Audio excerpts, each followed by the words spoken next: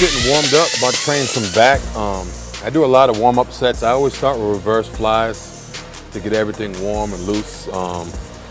Usually do about 3 or 4 warm-up sets before I put some weight on.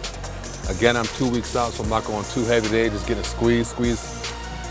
Good contractions, get some blood in the muscle. Start with some reverse flies. Gotta do some behind the neck pull downs, lat pull downs, wide grip behind the neck.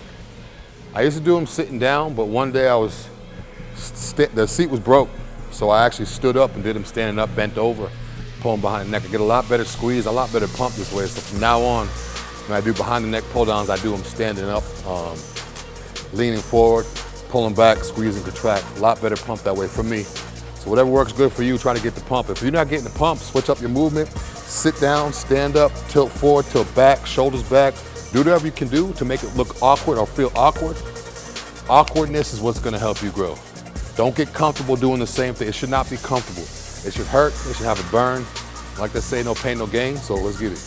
If you notice when I was doing that, towards the end, the final 4 or 5 reps, I would do a pause rep. When I do that, I just try to pause on the muscle. Again, confuse the muscle, do something awkward.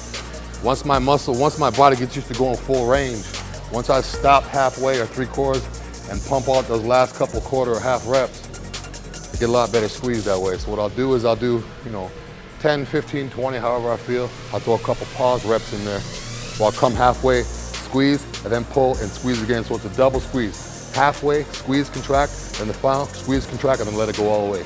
So normally I would come all the way down. From here, it's here. Halfway, squeeze, then pull down, squeeze again. So I'm here, halfway, squeeze, pull down, squeeze again. The first squeeze, I'm gonna feel it mostly in my trap. When I come down and squeeze again, it shifts from the trap down to the lat. So it's almost like a double pump at the same time. I don't need no warm up. Straight to the 3-4 plates. Guys that go to my gym, they always see me using different machines for muscle groups that they're not made for. This is just a regular chest press machine, but the angle's perfect and I got something to lean on. So I'm gonna do almost like a bent over row, but I'm not all the way over. Slightly bent, this pad's got to put my hand right here, lean on it.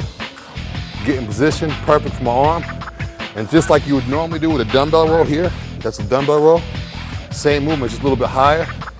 And again, with the machine takes less pressure off other body parts. So I'm working strictly on my lats. When I use dumbbells, I feel it more in my lower back. I'm kind of twisting and moving. This all thing right to the lower back. So guys that have elbow problems, if you have back problems, this is perfect because everything is isolated and it's keeping everything right in line every time. Every rep is the same with this machine as well. If you're doing dumbbells, you might swing a little bit, come up a little bit. This, once you find that position, it's the same movement every time.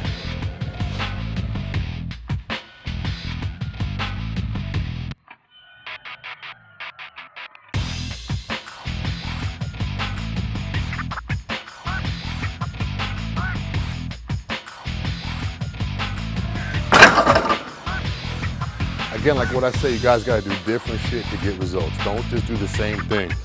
Right here, you notice this is a glute machine for glute kickbacks, to work your glutes. But it's almost the perfect height for me, grip, to do like almost like a row, a low row. It's gonna work that lower back, lower lats.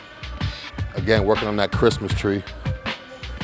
Start light, find my feet is right. I wanna pull it right just below my belly button. So it's right there. Once I find the groove, let's go with it.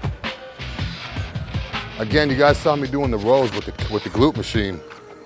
Most all gyms have this hack squat machine right here. People see me at my gym do this all the time, wonder what I'm doing. You can do double arm, or you can do single arm. It's a row, and again, it keeps you in that same line every time. You don't have to worry about certain reps being this way and that way. Everything's the same. Usually I find like a rubber band, or I use my gym my belt to tie these together so it doesn't clang, because this will lock it in. So bring these in, put it all the way to the bottom. Find your position. Normally this weight alone is probably 100 pounds. So I would suggest start out with no weight. Add weight if you need to. It's not about the weight, it's about the squeeze. I'm gonna do singles today. It's gonna be a single arm, like a normal row. Here, single arm.